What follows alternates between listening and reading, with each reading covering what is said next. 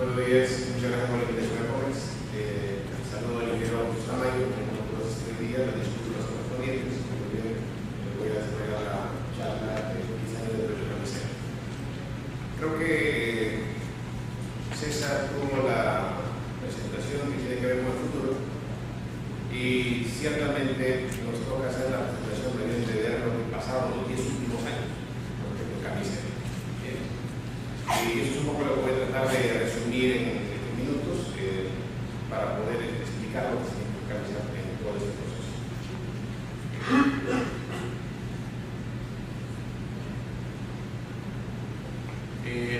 Quizás para poder empezar, es decir, ¿cuándo empezó el tema del gas en el Perú?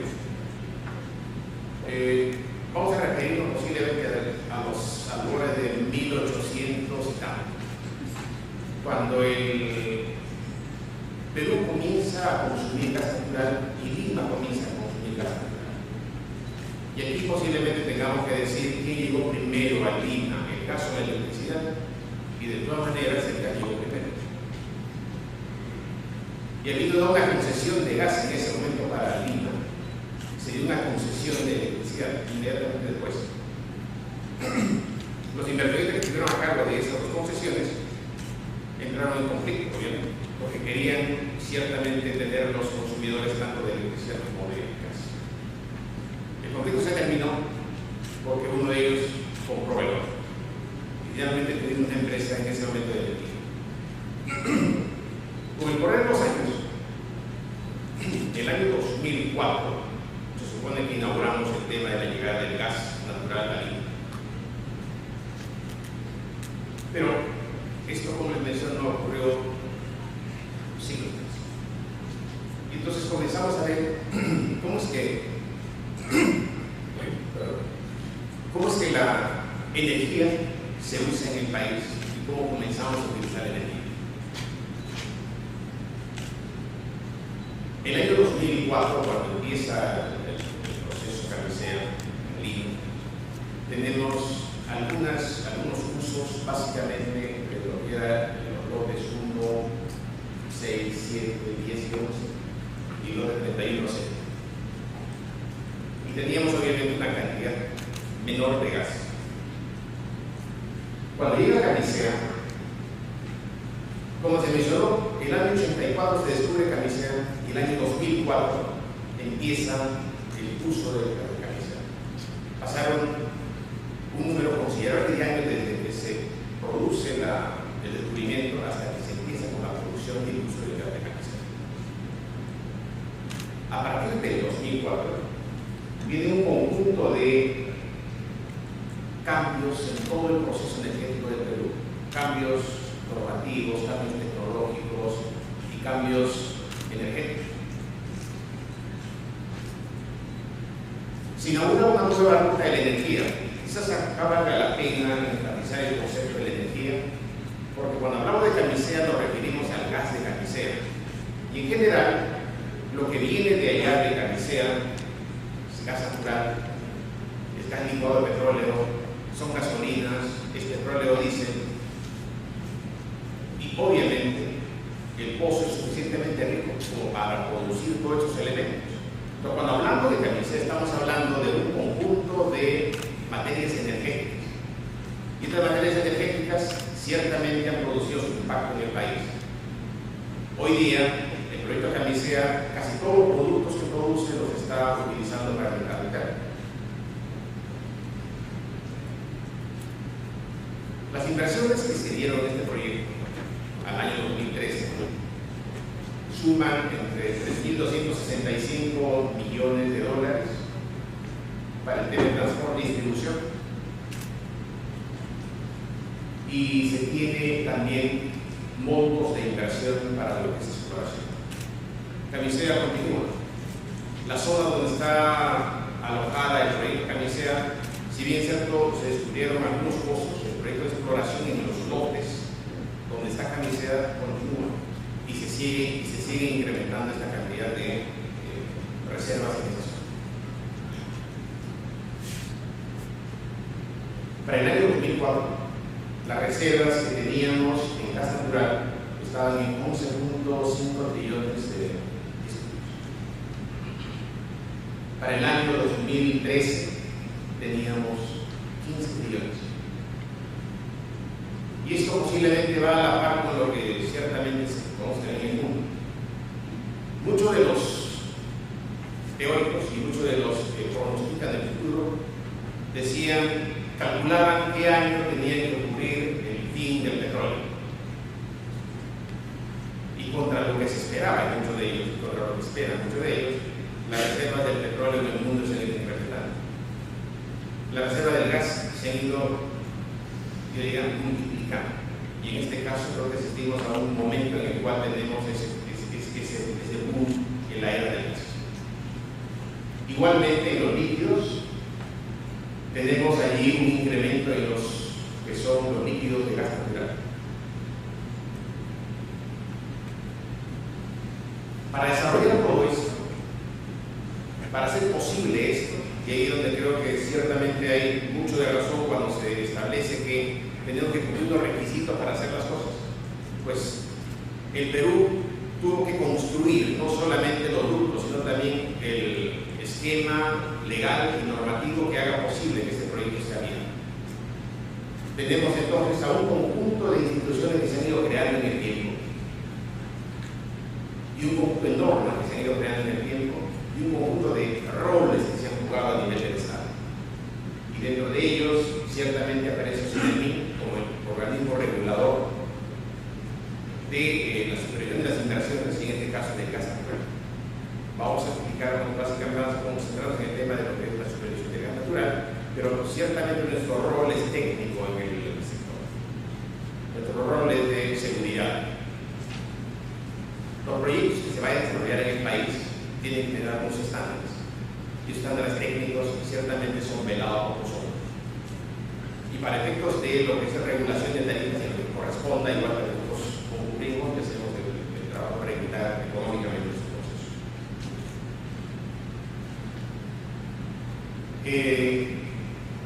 Gas natural como gas significó todo un proceso de formulación de nuevas políticas, de nuevas normas que hagan posible su estructuración. A la par que se construyeron los ductos, íbamos construyendo el aparato normativo que permitiría utilizar el gas natural.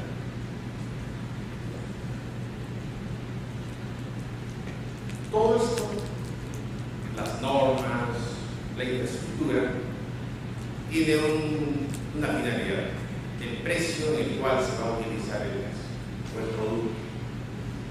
Y el precio del gas natural, tal como se ha establecido, pues tiene simplemente, como todo producto en general, sus tres componentes: el precio de la molécula del gas, el precio del transporte del gas y el precio de la distribución del gas. Estos tres componentes son lo que hacen posible que el precio llegue al usuario final. Y ciertamente la gran pregunta que todos ahí nos hacemos es: ¿y a cuánto va a llegar? Porque si llega a un precio que no es asequible, ciertamente diremos: no, tomo el otro, tomo el alternativo. Si estoy utilizando diésel y me llega el gas que es más caro que el diésel, pues diré: voy a tomar el diésel, tomaré el más barato. Entonces, aquí es donde comienza precisamente el proceso de hacer la regulación y el proceso de hacer viable los proyectos, en el cual decimos: hay que invertir en transporte y hay que invertir en transmisión. Y creo que ayuda mucho la lámina que presentó el ingeniero Butro, porque él mostró una red de transmisión de energía eléctrica a nivel nacional, de cómo ha ido evolucionando, de qué proyectos hay y hacia dónde vamos, para dónde va a crecer. Esa misma preocupación tenemos ahora con respecto al gas natural. Entonces nos preguntamos: ¿y dónde están las centrales? Las centrales son los pozos donde vamos a tener que sacar el gas. Y luego habrá que construir los ductos que hagan posible sacar eso, y luego la red de distribución que haga posible su utilización. Entonces, ciertamente estamos pensando en que necesitamos ya una red de ductos, una red de transporte, al igual que la red de transmisión, y una red de distribución, al igual que la red de electricidad. Estamos hablando de flujos de energía. Entonces, cuando comenzamos a hablar del flujo de energía, estamos el productor, estamos el transmisor, estamos el distribuidor. Pero todo eso a un precio que el usuario pueda comprar.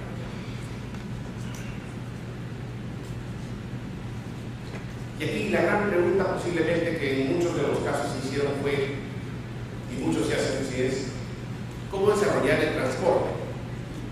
Si le preguntamos a César, posiblemente nos dirán, la transmisión en electricidad todavía es un problema. Todavía tenemos dificultades para poder hacerlo y tenemos 140 años de utilizar la electricidad en el país. El transporte siempre ha sido un tema que hay que trabajarlo de una forma bastante cuidadosa. Y para el caso de Camisea, lo que se diseñó fue lo que se llamó la garantía de red principal, para hacer posible que un inversor de transmisión, de transporte de gas, pueda invertir. Claro, ¿qué inversor podría poner sus inversiones si no tiene asegurados los ingresos? O si no tiene una cierta posibilidad de recuperar sus ingresos. El GRP significó esa posibilidad de poder convencer a los inversionistas de que pudiesen tener un ingreso que les permita hacer la inversión en transporte.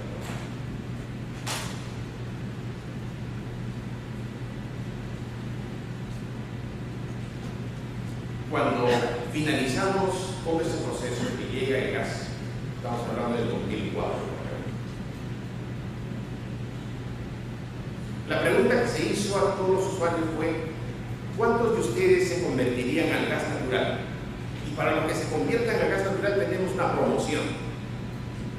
Claro, la demanda, la oferta, ¿cuál manda? ¿Cuál les exigiría? Se preguntó entonces, ¿quiénes quieren gas? Que levanten la mano. 6 y se le llamó consumidores iniciales. Y a esos 6 se les dio consideraciones especiales. Esos especiales. Y la demanda es nula.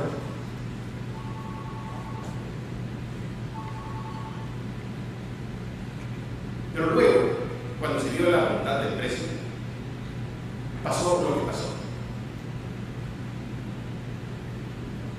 Y pues ahora nos encontramos acá.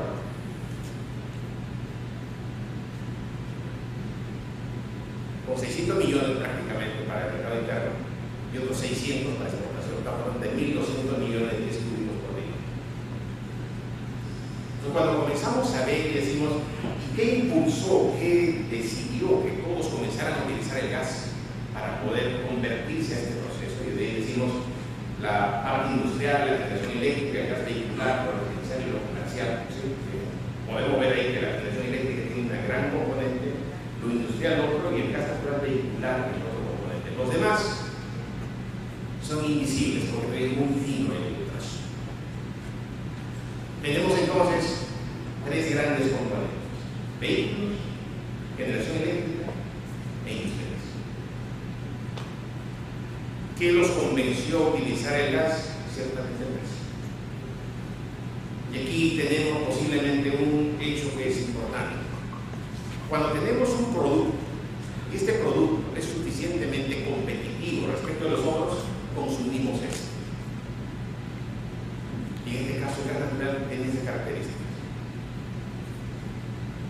Y esto es lo que ha impulsado que precisamente ese eslogan que teníamos del Perú, país hídrico, país hidroeléctrico, a partir del 2004 revirtieron. Y estamos ahora también, después de las cifras que hemos visto, estamos hablando de un país también de gas. Eléctricamente nos hemos reconvertido. Claro, los clientes crecieron, se multiplicaron. Y ellos son bastantes. Claro, y aquí decimos, oigan, pero el tema de las residenciales, ahí no hemos crecido, la masificación no se ve. Nos preguntarán, ¿y qué pasó con la masificación?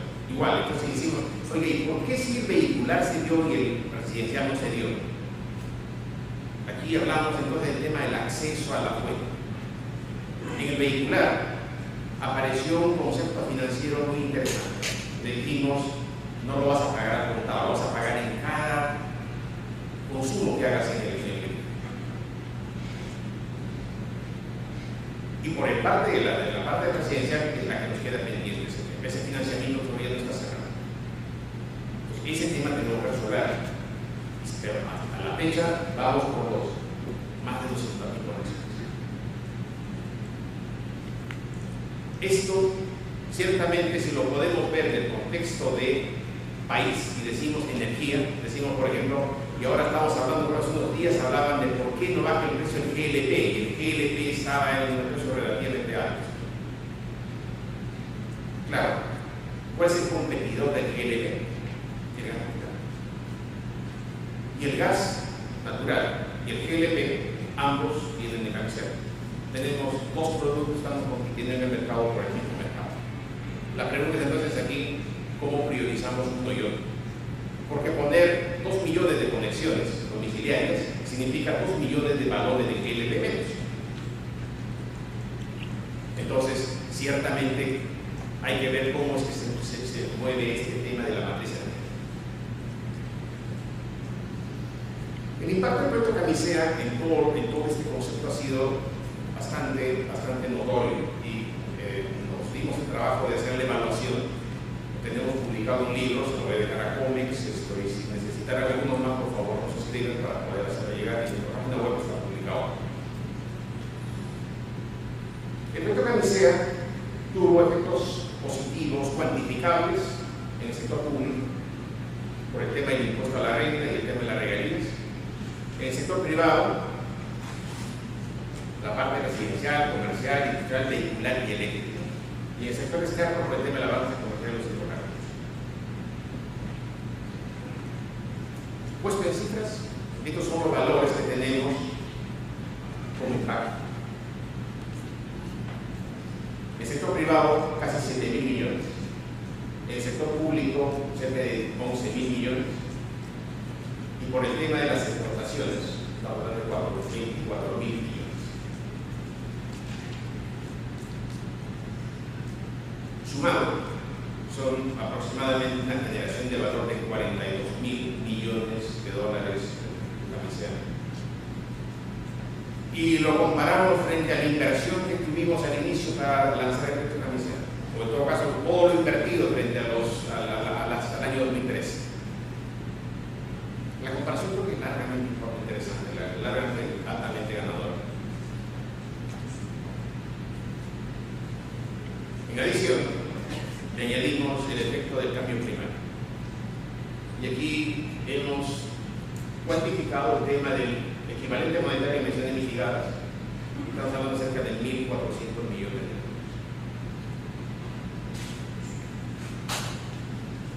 ¿Qué nos queda en adelante?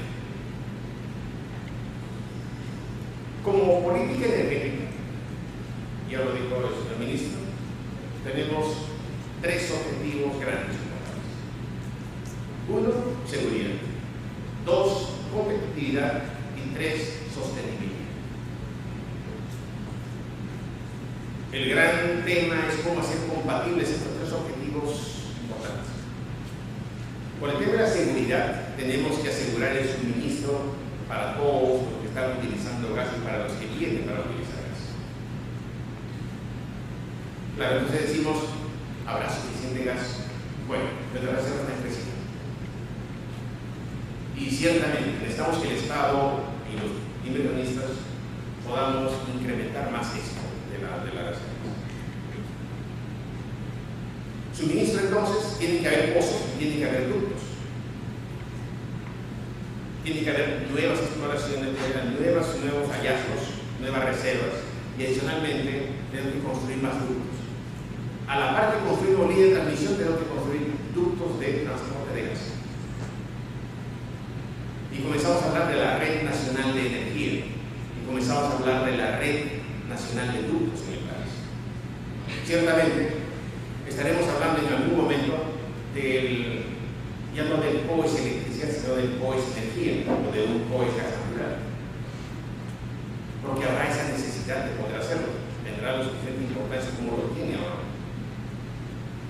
En adición, el tema de seguridad también va de la mano con el uso del gas natural.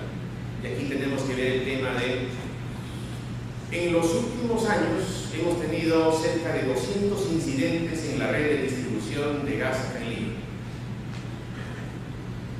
Y el tema es muy simple. Cuando hacen construcciones, y estamos haciendo bastantes construcciones, ponemos una pala para excavar, y de paso que sacamos la tierra también nos sacamos los ductos. Entonces, claro, estamos instalando redes, estamos instalando ductos en el subsuelo, y necesitamos también no solamente que los que utilizamos la energía estemos conociendo, pero que todos los ciudadanos conozcan que en esas zonas hay ductos y que generan problemas y que generan riesgos. Necesitamos un marco que nos permita entonces establecer cómo es que vamos a, imagínense por ejemplo, cómo podríamos nosotros tener nuestro suelo técnico, en la cual decimos, oye, si por el subsuelo van a convivir la red de electricidad, la red de gas, la red de agua, la red de telefonía, ¿no nos pondríamos de acuerdo en algún momento para poder hacer una red interna, una red en el subsuelo? ¿Quién va primero, quién va después y a qué distancia estamos de otro? En lugar de tener 4 regulaciones que cada cual define cómo debe ser.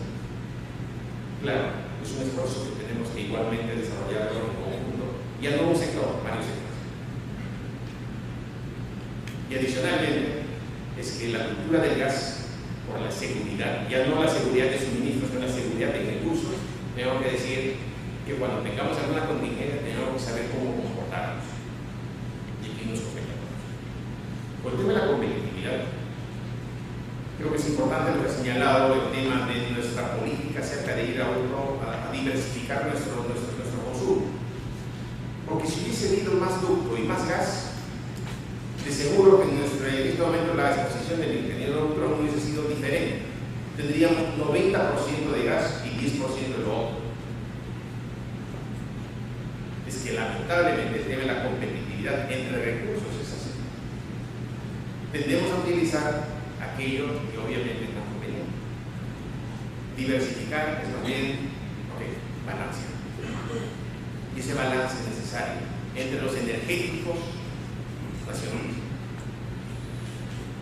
Y adicionalmente, como que nos da competitividad a nivel del uso como consumidores, también hay competitividad a nivel de las industrias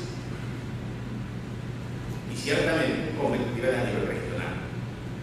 Nuestros precios a nivel regional son bastante competitivos, muy competitivos. Y por el tema final, es el tema de la sostenibilidad. Esto no va a ser posible si no tenemos sostenibilidad ambiental y social. Bien, entonces, este creo que es un tema pendiente en este reto que tenemos para hacer crecer una industria como la gas natural. Hemos visto las bondades que ha tenido, estamos viendo las bondades que tiene, pero sostenerlo, hacer que sea competitivo, hacer que sea seguro, ciertamente es todo un reto.